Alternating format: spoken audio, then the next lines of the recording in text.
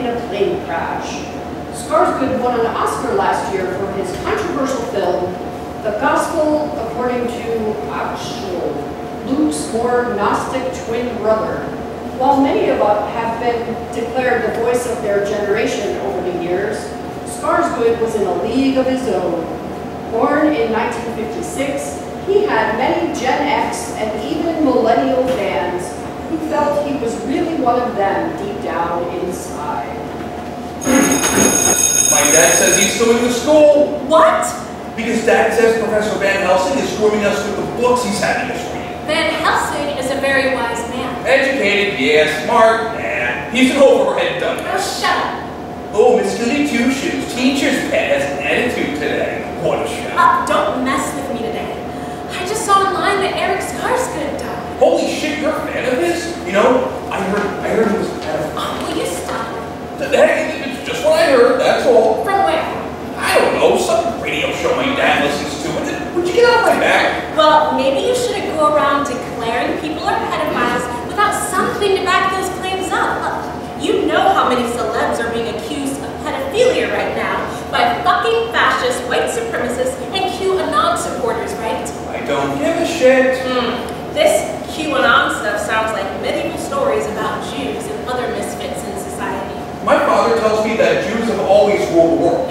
Has your father ever even read a history book? In England, Jews were banished from 1290 until the middle of the 17th century. And even when they were allowed back in, they were treated terribly. Venice banned Jews long before that even, and the French accused them of cannibalism. Okay, well, whatever. I don't know anything about that. I live in the 21st century, where they control the media, and screw the French. They never have our backs.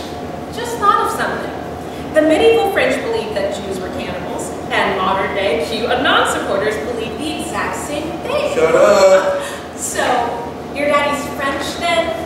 Does he know he's French? Shut your fucking feminizing mouth. Ask your daddy today. Maybe he can find some special butt-hurt cream at CVS. Good morning, Professor Van Helsing. Never heard of you two bickering from down the hall. I'm sorry. It's okay. It actually ties into my lesson plan for today rather well. The Great London Vampire Scare of 1890. Wait, did people actually believe in such nonsense as recently as that? Now, I can see people in the 1500s or 1600s believing in such things, but 1890, my grandparents were alive back then. Yes, people believed in such things as vampires then. There were unimaginable illnesses that we only recently have begun to understand, such as consumption or syphilis. These diseases were believed to be the work of spirits or vampires, especially syphilis. Oh, hold on.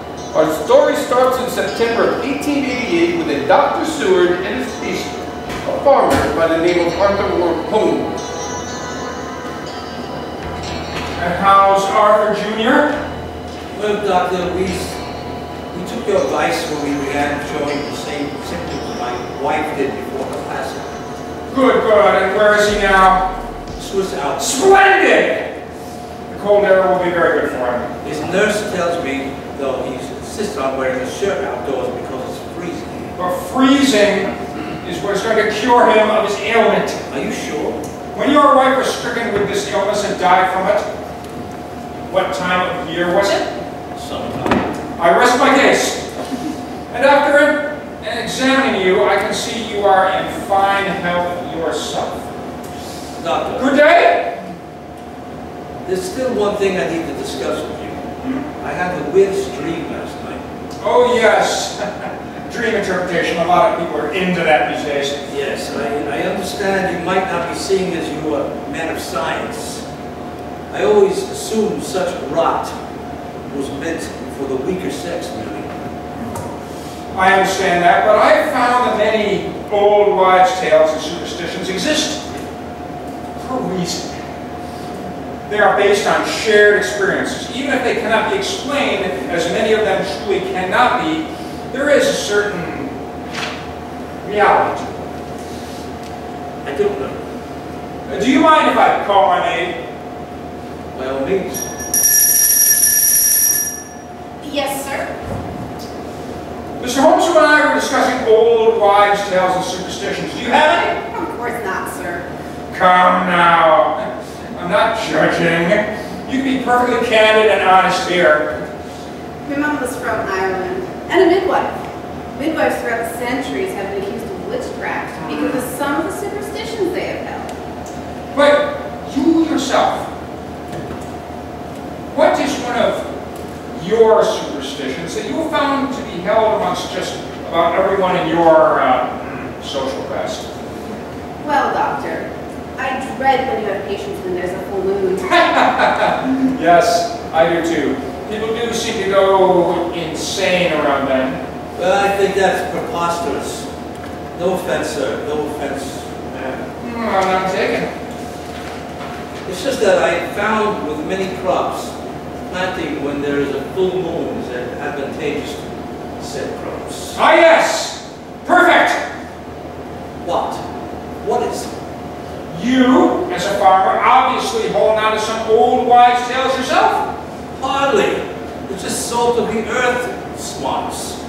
Not based on my fancy book learning. Yes, yes. Based on instinct. Thank you, sir. Please tell me another one of these salt of the earth tidbits of smartisms you believe. Smartisms? I was being playful with the English language. Perhaps too playful. Perhaps. I'm sorry, sir. All right, Mr. Wormwood. Yes, I was being too playful with the language there and acting as foolish as a young girl. But please do tell me another custom of yours as a farmer, based not on book learning, but on nothing more than how you feel. My grandfather always told me that seeing a black snake in the garden, it was a sign of hearty harvest. My father scoffed at such foolishness, but I found it to be true in my own experience as well. Yes, yes, go on. Okay, when my wife was pregnant, I made sure she worked the field until the water broke. And why would you do such a thing to the poor woman? She's not a mule. You're beginning to sound like her now. I do believe I have had enough of the high school chatter of a young waif for one day. It is bringing down the combined intellect of those present in this room right now considerably. You may go. Yes, sir. Sorry, sir. Research shows a woman who's expecting is healthier and has a healthier baby the more manual labor she does. Is that true? Yes, and it makes sense. My grandfather always said it was because Mother Earth never stops laboring herself. So when she sees a farmer's wife laboring, the farmer and his family will be blessed with a bountiful harvest. Giving women more credit than they deserve there. But I guess I can appreciate the poetry of it. Besides, my point has already been made. What point is that? That your dreams can, in fact, mean something. And if you wish to interpret a dream, it is anything but foolish. Thank you. Thank you, sir. And your dream? I dreamt I had an apple orchard with 4 ripe apple trees and one that was long dead and broken. As I went to pick the apples off the first tree, the tree withered and died. Soon the other tree began to wither and die as well. That drought about 10 years ago, you had a very bad harvest then, didn't you? Yes. So you're just worried such a thing could happen again? No, that's not it. I had a good harvest last year. So why would I be stressed now over such a thing? Well then, what do you think the dream means? The number of trees was the same as the number of children I had. Ah, yes, I see. You believe it could be a premonition of some sort. Yes. After all, my wife died 5 years ago. So I think she was represented by the tree that was already dead and broken at the start of the dream. The dream is most likely not about your family, but most likely about your own fear of death. I'm not the one withering and dying in the dream. I see you wear a cross around your neck. You are a religious man now? Yes. Yes, I am. So you believe when the body dies, the soul lives and raises to heaven, receiving eternal life? Of course. I wouldn't go to church every Sunday if I didn't believe that. Well, there you are. I wouldn't get down on my knees and pray every night if I didn't believe that. Well, there you are. Excuse me? The old world withers away as you transcend. You think the dream's saying I'm going to die? In a way, yes, we all are. You're just more aware of your own mortality right now because of your wife's passing. Other than that, I'm sure your dream means nothing. Absolutely nothing. I thought I told you you were excused. I'm sorry, sir, but I just wanted to remind you about your appointment this afternoon. Oh, yes! Oh, I had completely forgotten. I'm sorry for blowing up at you. It's all right, sir. I must be off! Maggie, you can show Mr. Homewood out, can you not? Yes, sir.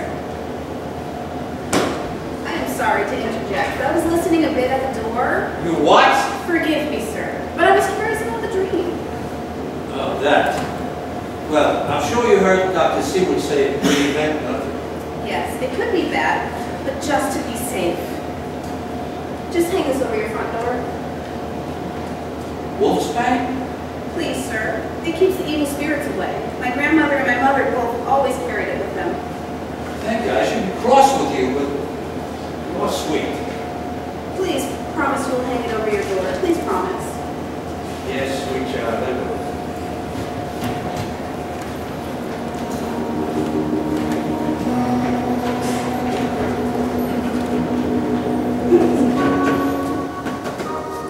Who's there? Oh, it's you. We are not in the mood for such folly today. Your Majesty is never in the mood. I am still mourning the death of my dear Albert. But your dear Albert died 25 years ago, ma'am. I do believe you're entitled to a laugh by now. I laugh. Just not at the buffoonery of a half-wit court jester. 100 men, women, and children killed in the poorhouse fire. See, Miss Chester, that is funny. Excuse me? How dare you enter my presence without being formally announced? But 'tis I, Mum, your daughter, Princess Mina. Oh, well, which one are you? Remember, it was your father who believed in giving you old names that I cannot possibly remember. I'm number 25, Mum. Oh, yes, now I remember. Well, child, what is the reason for your current state? I was wondering if there's been any word on my Jonathan. Ah, yes, our ambassador to Romania. Child, the year is now 1888. He disappeared in the Carpathian Mountains in the year 1877. Did anyone ask you, fool? Jonathan Parker, my Jonathan, was the greatest diplomat we ever had. He went to Romania to meet with the late Count Dracula and discuss Romania's breaking away from the Ottoman Empire. And Romania did so. No thanks to that idiot husband of yours. He never made it to the Count's castle. It was Hawker's successor who helped hammer out all the treaties and the deals that enabled Romania to break away from the Ottoman Empire. And, my dear child, it is time for you to move on. The great oath is never coming back.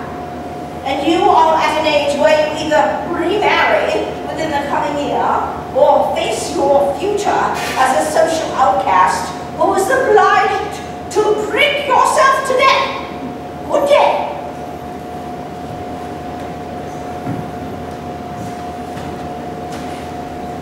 I am sorry, Your Highness. For what? This is one of her good days. True.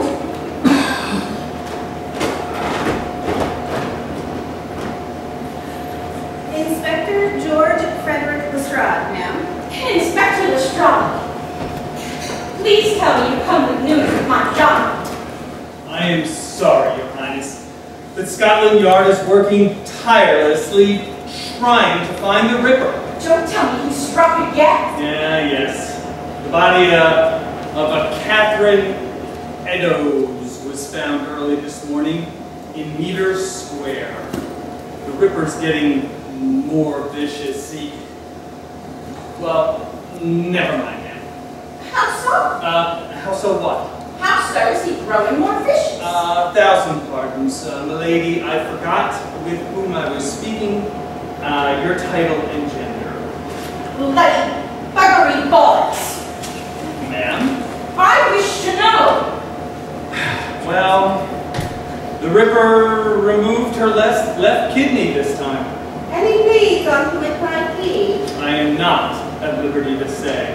Well, sir, why are you here then? Well, I heard that Dr. Seward would be visiting you today. Yes, I need him to prescribe me something for my ghastly hysteria. But wait, how did you know? The walls have ears, ma'am. And apparently some blabbing mouths as well. I apologize, ma'am. Who blabbed? I am not at liberty to say. Well, isn't that convenient? Well, I think I shall be talking to my mother about finding me some new ladies in waiting. They should not be blabbing such things. Oh yes, if I meet with a foreign prince or dignitary, I want them to blab away. Even as I told them not to. These kinds of rumors sell. Well, they don't just sell newspapers. They make me seem alive and interesting. But needing a doctor for my hysteria, no. But those stories also sell newspapers, don't they? Yes, but they also cause the reader to laugh at me. So what's the problem in that? Oh, right, I forgot. Your whole purpose in life is for people to laugh at you. Which is fine for you, but I am supposed to be worshipped and adored. Well, you are your mother's daughter, after all. How dare you speak to me like that? Do you forget yourself?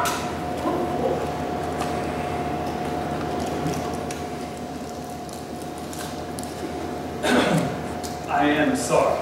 Isn't it interesting?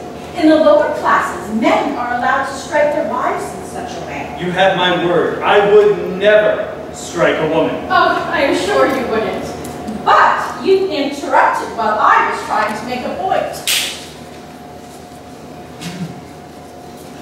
As I was saying, men are allowed to hit their wives in this time and place in such a manner.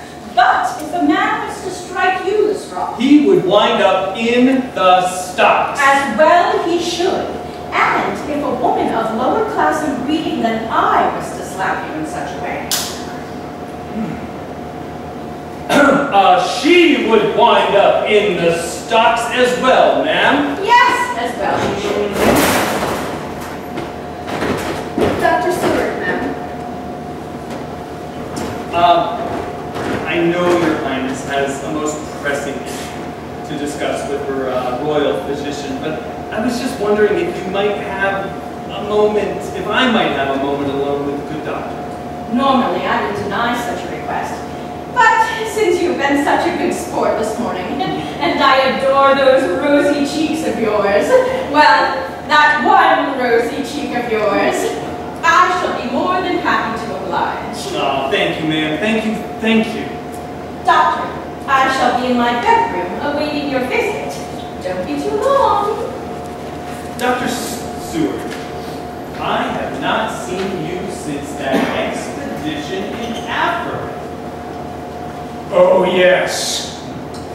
When you shot that rhino that I wanted to shoot. I was never fond of men one-upping me. I am sorry, old chap. Shall I pour you a brandy? You think that will make everything all right between us? Oh, yes. Brandy might not be strong enough for that situation.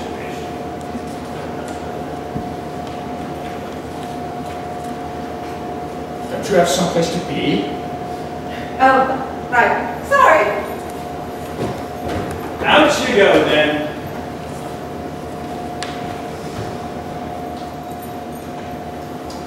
So, what do you suggest we do about the current situation we find ourselves in?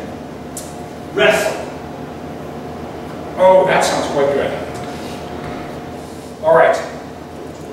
What if you you win in that contest as well. Do not worry. I shall let you win.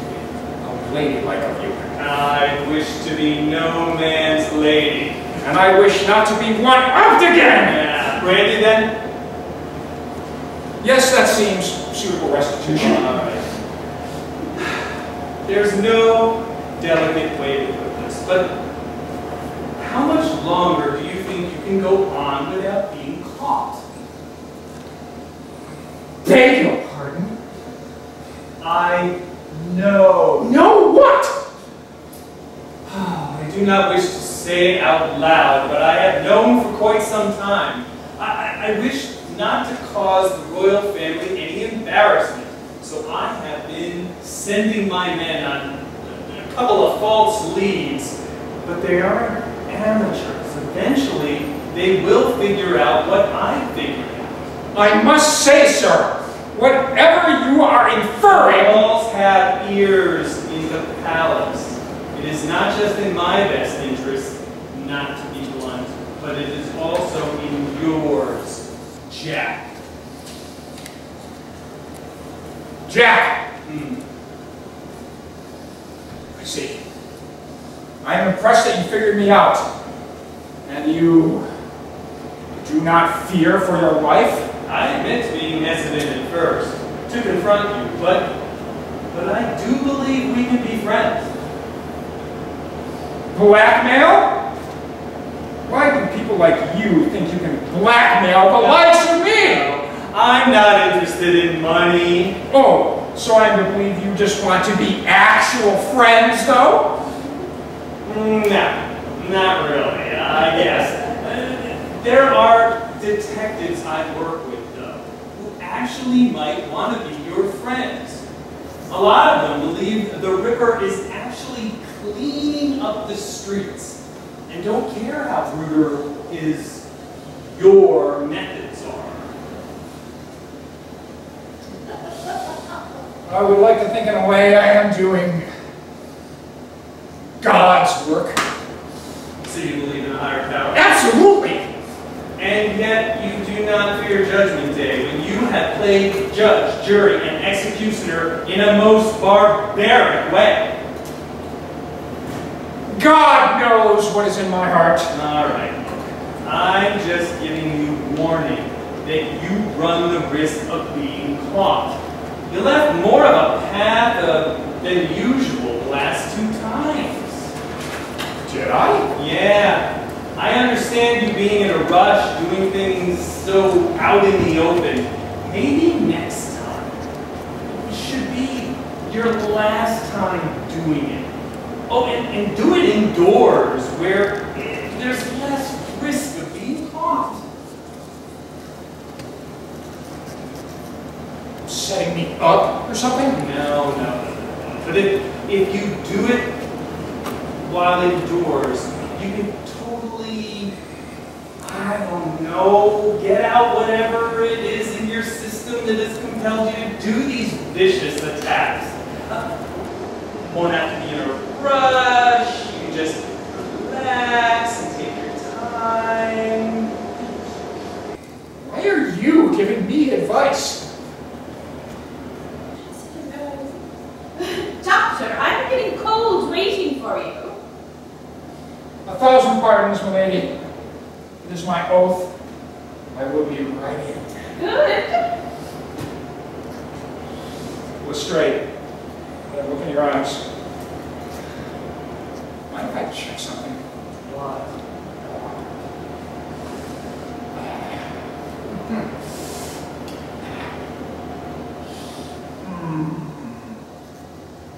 Your heart's all aflutter. Well, You are attracted to Mina Harker. possibly. Don't worry. I will not be caught. And I will not be embarrassing your imaginary girlfriend or her family in the process. You. Don't worry! Your secret is safe with me. As long as mine is safe with you.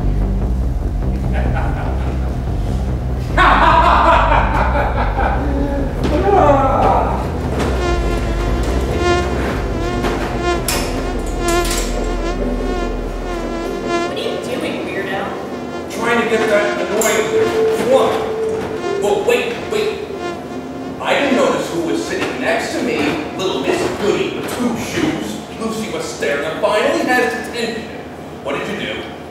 None of your business. Besides, the teacher's going to be back any second, and I don't believe we're supposed to be talking.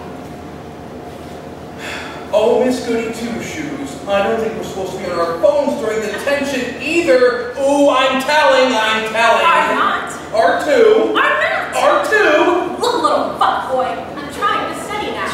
You should try it sometime. The two of you are supposed to be studying and not talking. Detention is a punishment. Young Mr. Enfield. Why are you picking on me? Lucy started I it. did not.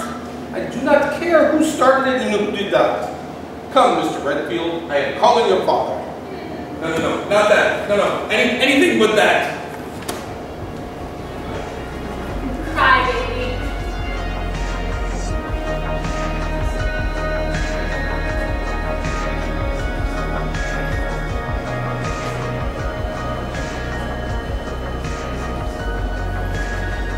Well, Emily, Liza would have come with me today, but she's come down with a sickness now as well. The symptoms are much as yours and Harry's.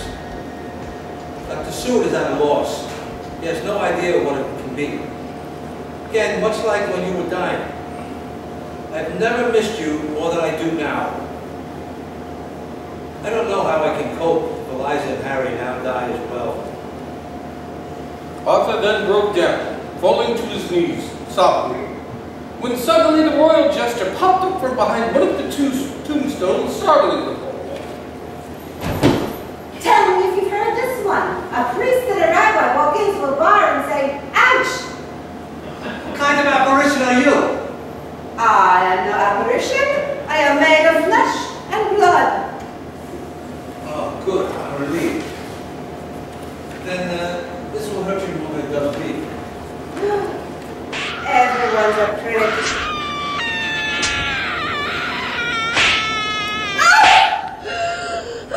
Ma'am, what is that ungodly screaming? One of my ladies in waiting. I simply had to put her in her place. I found her reading this. What is it, milady? It is the journal of my dear Jonathan. They found it at the inn he was staying at right before he disappeared on his way to meet Count Dracula. It is the only thing I have to remember him by. Well, except for the portrait of us that hangs in my bedchamber, and the little photo I have of him on my bedside, and all the furs and jewelry he gave me, and the love letters he wrote me.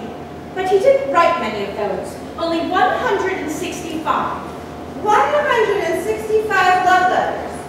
All to you. Oh, yes. 'Tis true that my Jonathan wasn't a man of many words. He was no poet. He was a doer. The Journal of Jonathan Harker, the 3rd of May, Bistritz, left Munich at 8:35 p.m. on 1st May, arriving at Vienna early next morning. Should have arrived at 6:46, but the train was an hour late. Budapest seems a wonderful place from the glimpse which I got of it from the train and the little I could walk through the streets. I feared to go very far from the station, as we had arrived late and would start as near as the correct time as possible. The impression I had was that we were leaving the west and entering the east, the most western of splendid bridges over the Danube, which is here of noble width and depth, took us among the traditions of Turkish rule. Prime Minister, what brings you? Oh, excuse me, ma'am, but I simply must see your mother, the Queen. Must? You dare use the word must before a member of the royal family? Swine. We could have you shipped off to Australia for such insolence. Australia? Yes, Australia, where they have spiders the size of my prized horse. Spiders that can eat a man like you and digest you over the course of 100 years. Actually, no, you can't do that, ma'am. Oh, can't I? Granted, yes, there was a time you could have, but Parliament passed an act that made it illegal to ship out a politician just because the monarch doesn't like him. Oh, when was such a ridiculous law passed? A while back, ma'am. Back in the days of Cromwell, actually. Oh, yes, him. Fine, Go to the palace and speak to my mother then. I think it's best if you were there as well, ma'am. Affairs of state have never interested me. I understand, but I think you'll be glad when you hear the news I bring. Oh, fine. What are you doing following us? I'm the Queen's Fool. Then go hang out with the other Tories in Parliament and leave us be. Sure, yuck it up. There will one day be a great reckoning, you'll see. And idiots like me will be running the show. And yes, it will be a shit show just as it is now. But it will be a far funnier shit show. Oh my God, you have detention again. So? Don't you worry that this will adversely affect your academic career?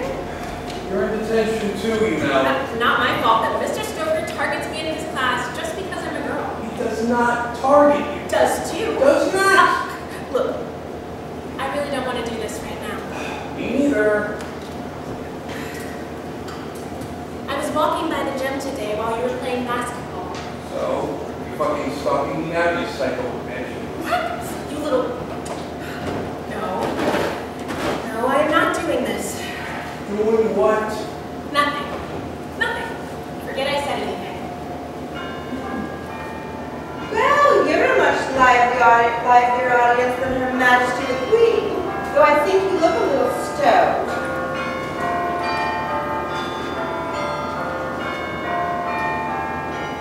There he is, officer. That's the man who's getting up in my face at my wife's grave. Is this true? Do you know who I am? No. We will put more about you down at the precinct when we get you searched.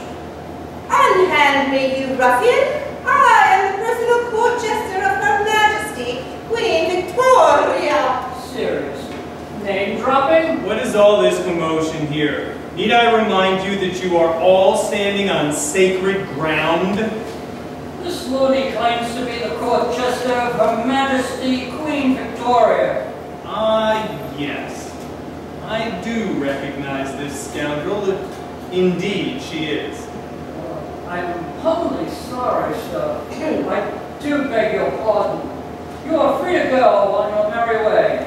Thank you ever so, Officer Leader of the Lord's Necessist. I shall return to the palace at once. So just because he's a minor celebrity, he's all allowed to do as he pleases and harass who he pleases? I'm sorry, but he's an artist. His art might not be the finest of arts, but well, she spent years perfecting her craft, and we all must respect her. Eccentricities and all. Well, I guess you meant no harm. Yes, but I am sorry you lost your life. As am I. Thank you. Sir, is there anything I can do? No, I'm fine. Really. Well, no, not fine. But how old are you, boy? I just turned 17, sir. I have a son your age. Do you have a large family? If you don't mind my asking. I have 4 children that survived illness. Again, I am sorry for your loss. And I don't want to unload on you, but my daughter is now sick as well. She has the same symptoms my wife had. Plus qu'une aigre vous elle farina quoi petit ventre tilantra. Good God, man! Who are you? What vous est l'état bonita de cette dans Musama? What's he saying? What's he saying? I don't know, but I am going to run him into the precinct right now. What seems to be the problem here? Nothing for you to be concerned about, fool. J'estime pour vous croire les motos pour cette situation. Silence, man. You're only making it worse for yourself. So he's a fellow artist. I am sure he doesn't work for anyone of importance. That would be a good bet. Doesn't seem to speak a word of English. I wonder what his deal is. Jester? Yes. Why am I standing here conversing with the likes of you? Because you need a laugh. No. Nothing can make me laugh right now. Are you sure? Absolutely. Thou art still the liveliest audience I've had in a good while. Thank you. Oh, even the ground is a critic these days.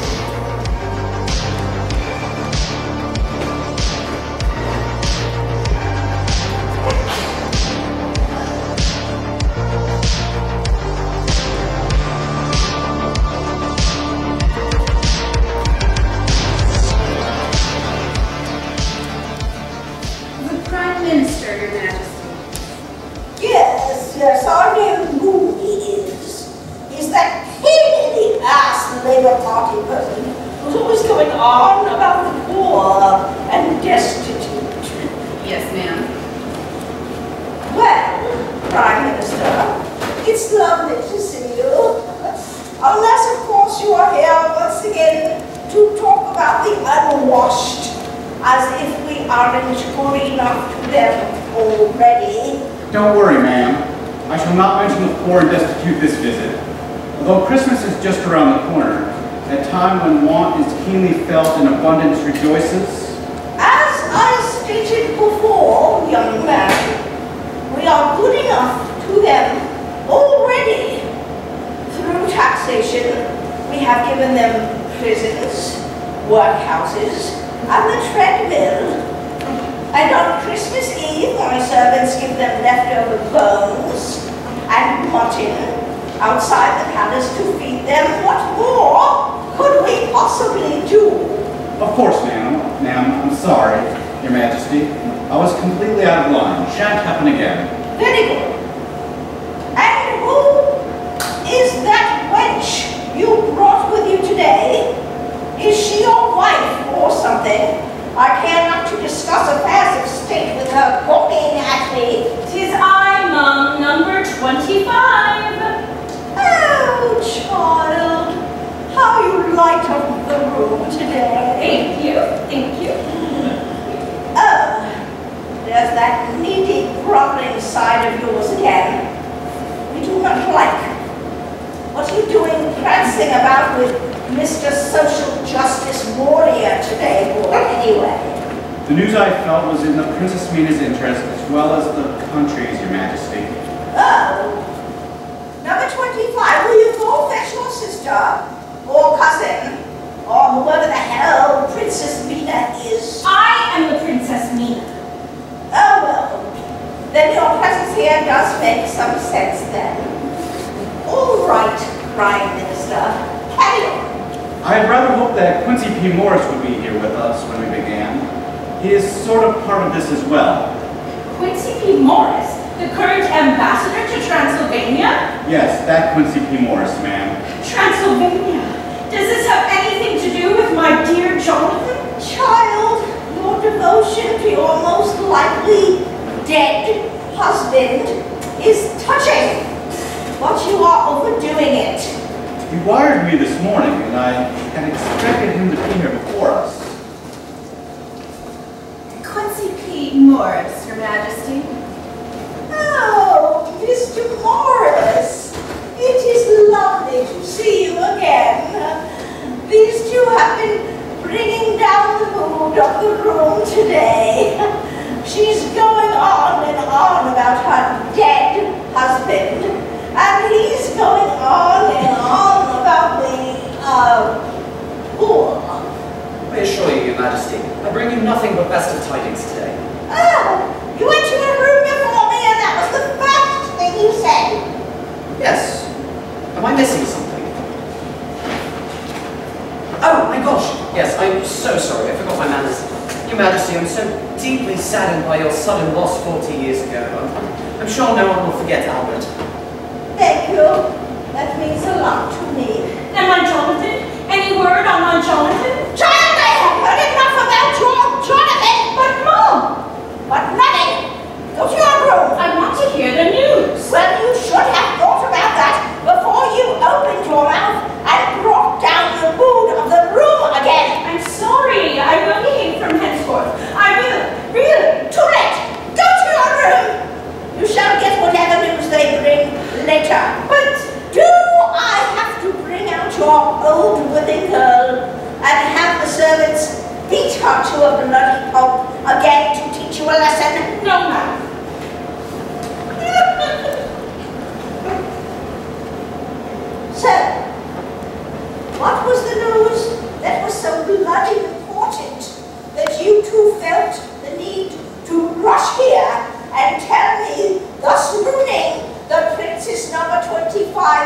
dead. Yes, well, we are sorry about that. It's about the former ambassador to Transylvania, Jonathan Harker.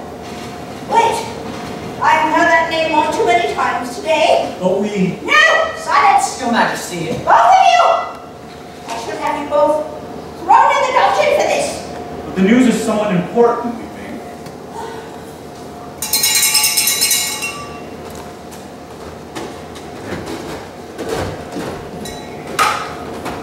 We have heard enough nonsense from these two today.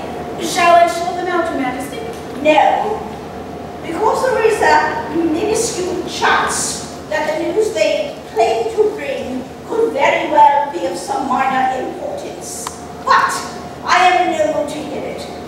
Fetch the Princess number 25, so she may receive the news in my place. The Queen is on way. I am sorry, gentlemen. The Queen is not receiving visitors today. She's battling smallpox and explosive diarrhea at the moment. The Princess Mina shall receive you in her face. Prime Minister, I hate to suggest this, but do you ever think the Americans got it right with how they found the form of their government? Well, the royals are good for tourism. I mean, nobody visits our country for the warm, sunny weather. True, true.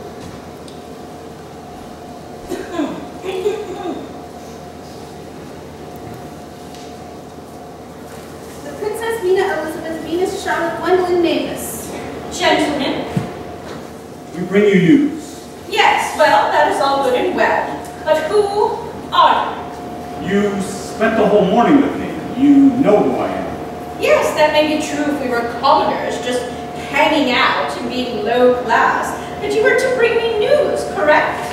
Yes. Well then, I must be formally told who is bringing me such news, whatever it may be. It is a nice formality.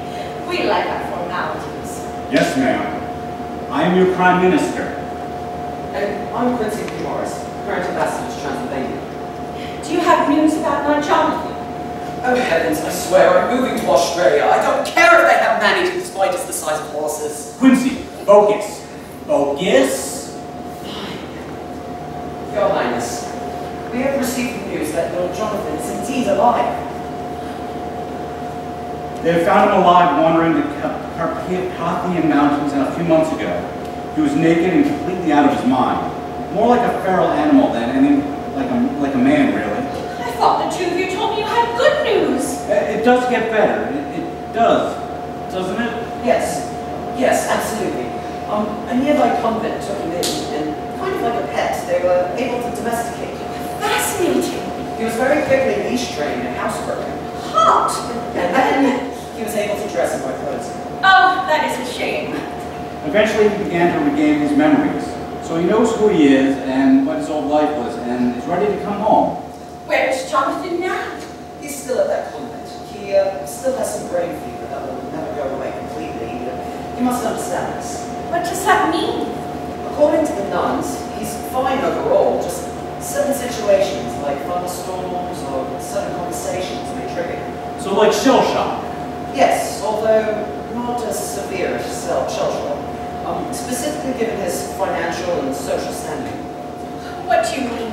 Is he crazy? No, not at all. I mean, if he was poor, working class, he would be poor and not poor at times. But in our social circles, he's just what you might be described as lovably eccentric. Oh, no, not even that severe. He would be described as having his lovably eccentric moments or episodes. What does all this mean, gentlemen? It means, 90% of the time, he's royal Jonathan, but there are moments he becomes fearful and tells the most grandiose tall tales, which he believes are absolutely true. Well, it is clear that you never met my Jonathan, for that is what he was always like. We have made arrangements to collect him this month. Would you like to join, Princess? Oh yes, it would be smashing to travel. Simply smashing. Show the two men out, please.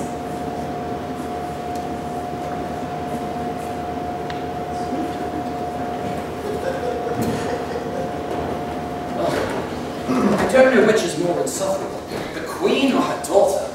I would say the daughter.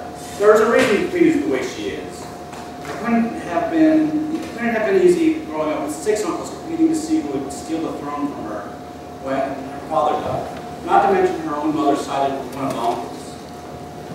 Yeah, we see. What's with the smirk on your face as you say that? Oh, come now.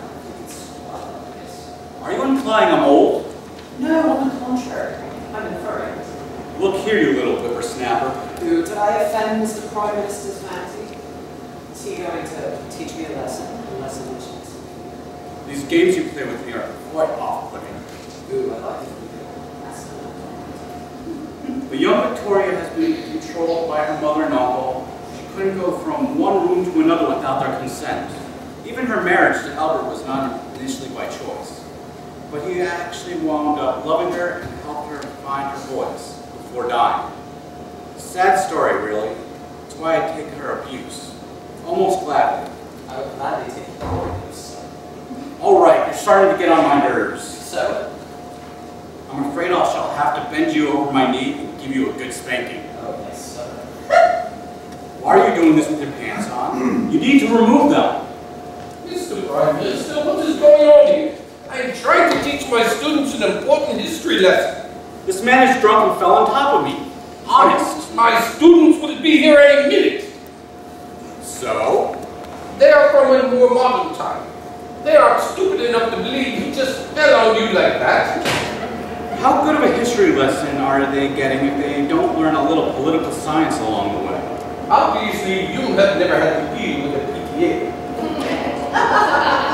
What is a PTA? The beginning of the end of a good and effective educational system. That's what it is. Parent-Teachers Association. Oh, is that like when a parent pays for the school to have a new library or something? No, it's more like the parents not wanting the school to have a library because they're afraid of what their children might read. Bloody hell, that sounds dreadful. And Helsing? Yes. Can I help you? What the fuck do you think you're doing? Getting ready for today's lesson plan. Who are you? I am Renfield's father. Well, it is very good to meet you. I just thought I'd let you know that I'm pulling my kid out of this school because of your constant attempts at grooming him. Grooming? Wait, did you see those two politicians just now? Because I can assure you that scene is not a part of my lesson. No, I didn't see that. But I don't like the way you're trying to make my son into some sort of American-hating pinko libtard pussy. Whether your son attends school here is completely up to you, but... Yeah, it fucking is, you socialist scumbag. And don't you forget it. I'm talking to the other parents now. We don't like the shit you're teaching our kids. It's called history. It's not there for you to like or dislike. It's there for you... Oh, so you're into teaching history and not erasing it? So you have no issues if I wave a Confederate flag on my front porch? Fly whatever you want on your front porch. But that flag doesn't belong atop the Capitol building or... Aha! So you do like erasing history when it doesn't live up to your agenda. I'm just confused by one thing. How are you able to fly a flag on your front porch? I didn't know trails had porches. Hilarious, fuckhead. Well then, perhaps some other time. You better watch your back. Everything all right? Yes, yes. Everything's fine.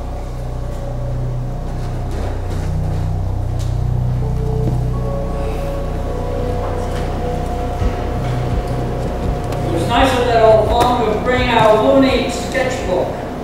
Yes it was. So, any information on this guy? Farmer or the loony? The loony. His name is Ivan Zablinski. That's about it, really. Seems he's from the country of Zagensweigen. So, he's some sort of artist? Yes. And he's quite good, actually. My God. What? The picture right here. It appears to be a drawing of Catherine Meadows. The most recent Ripper victim. Yes.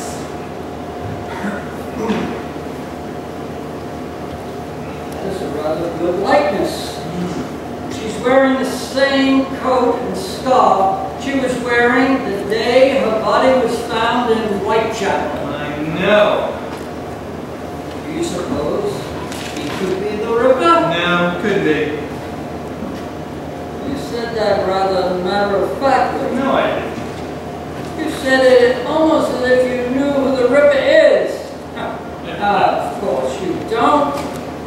I know. How could you? Right. How could I possibly know that?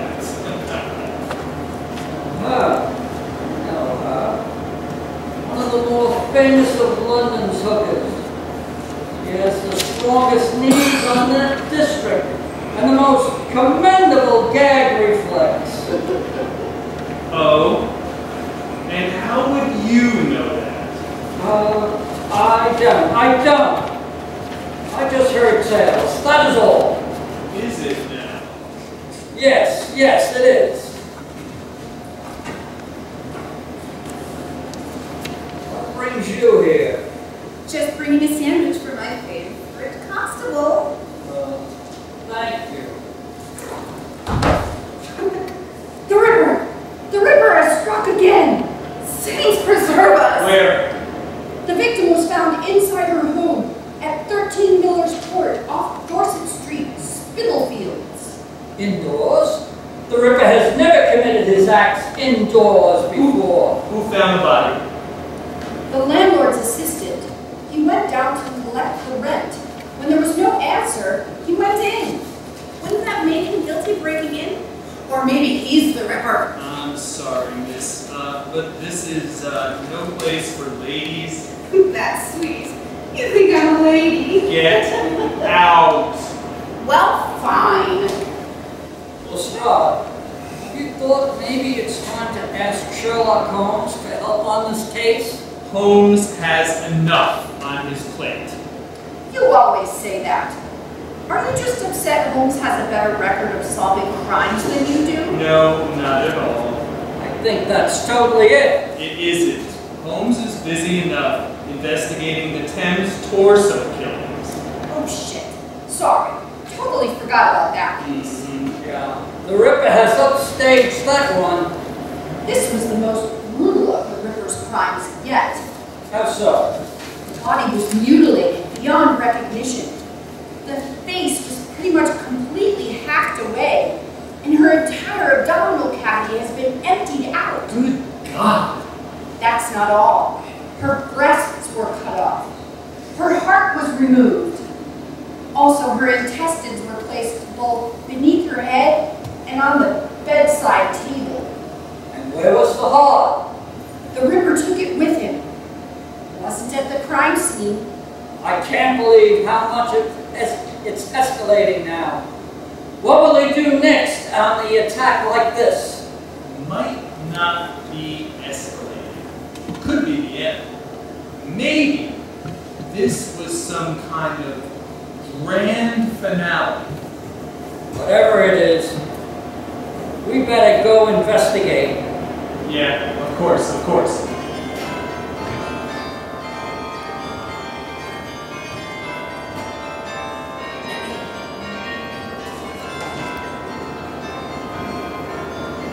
Mom, Dad, I have made a life-changing decision. That I know you were Portchester, as was your father, and his father before him, and his father before that. Son, it has been the family business since the reign of Henry VIII. Lloyd, you're still telling the story that way. Yes, I am. But it's not true. I know, but I like how it sounds. Your great-grandfather was a Portchester for King James I, but his career was cut short after just one day on the job. And where did you hear this? From the ghost of Anne Boleyn. You actually met the ghost of Anne Boleyn? Yes. She dropped her head down a flight of stairs at the Tower of London the other night, around midnight. I picked it up and brought it back to her. She was quite distraught after dropping it. I can imagine. So, how did my great-great-grandfather's career get cut short, Rita? The king had his head cut off. Why? Too much toilet humor. The king, a man who sat upon a throne to make his living, didn't like toilet humor. No, I told you that shit wasn't funny. I see what you did there. Why don't you leave the humor to the professionals? Who knows? Maybe in another place, in another time, I could have been a court jester. Anyway, it's nice to see our daughter carrying on your legacy. Could be nice, yes, but sadly, our child has inherited your sense of humor. What? What's wrong with my sense of humor? Nothing at all. Oh, just giving me a hard time? Yeah. Your sense of humor is as inoffensive as a unicorn on roller skates. But there's no such thing as a unicorn on roller skates. Exactly. What? You'll take that back.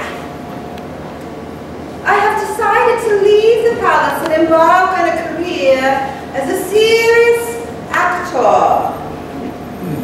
I just hope I haven't disappointed the two of you, but this just feels right for me.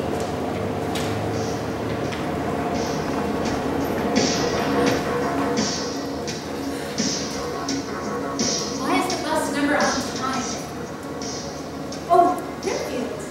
I didn't see you in class today. So? I was worried about it. My dad doesn't trust Professor Van Helsing. Here. What's this? Renfield, I don't want to make you uncomfortable, but if you need someone to talk to, that's my number. You know what? Whatever. Thanks. No problem. So I saw you playing basketball.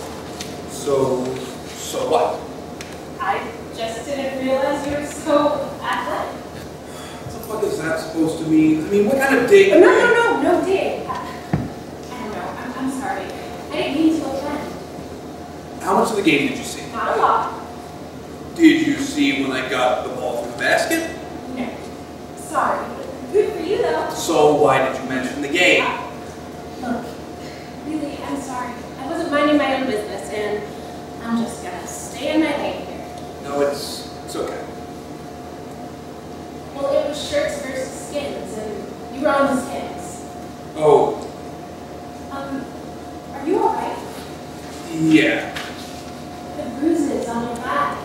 I said it was fine, all right? Can you just drop it? Just drop it. Okay, again, I'm sorry, and like I said, none of my business. It fell, all right? Yeah. Flight of stairs, you know? Okay. Hey, Lucy? Yeah. Thanks again. Can I call you later tonight or maybe tomorrow?